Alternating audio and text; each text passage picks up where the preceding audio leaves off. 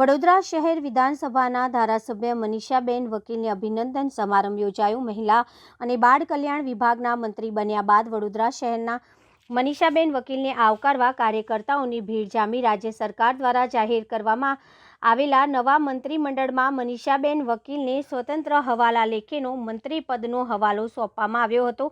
આ કાર્યક્રમમાં વડોદરા શહેરના સાંસદ ડોક્ટર હેમાંગ જોશી તેમજ શહેર અધ્યક્ષ ડોક્ટર જયપ્રકાશ સોની તેમજ વિવિધ કોર્પોરેટરો અને વોર્ડના કાર્યકર્તાઓ ઉપસ્થિત રહ્યા હતા।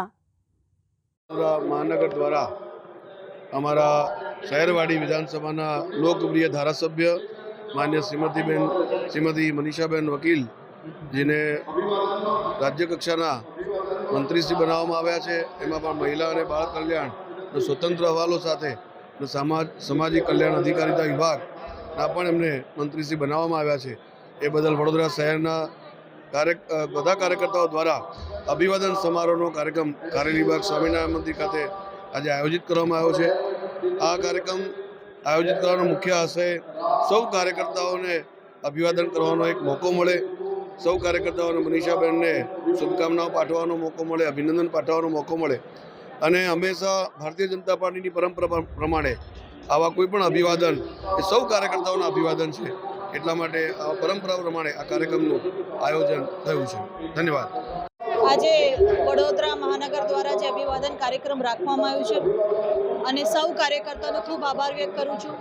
મહિલા બાળ વિકાસના મંત્રી તરીકે પણ એક જવાબદારી મારી એ છે કે બાળકોને અને જે પ્રેગ્નન્ટ બહેનો છે, કિશોરીઓ છે, ક્યાંય કુપોષિત ન રહી જાય એ માટે થઈને પણ આજેથી એ નિર્ણય લેવામાં આવ્યો છે કે કોઈ પણ કાર્યક્રમ હોય, ફૂલ કે શ્વાલતીના સ્વાગત કરવામાં આવે, કોઈ મૂર્તિ ના આપવામાં આવે, કોઈ એવું મોમેન્ટો ના હોય, પણ ચીકી હોય, મિલેટ્સ હોય, તો એ જે કંઈ પણ હશે એ બધી જ અમે આંગણવાડીમાં પહોંચાડીશું અને આંગણવાડીથી બાળકોને મળે, પ્રેગ્નન્ટ બહેનોને બને, કિશોરીઓને મળે એની વ્યવસ્થા પણ કરવામાં આવીશું।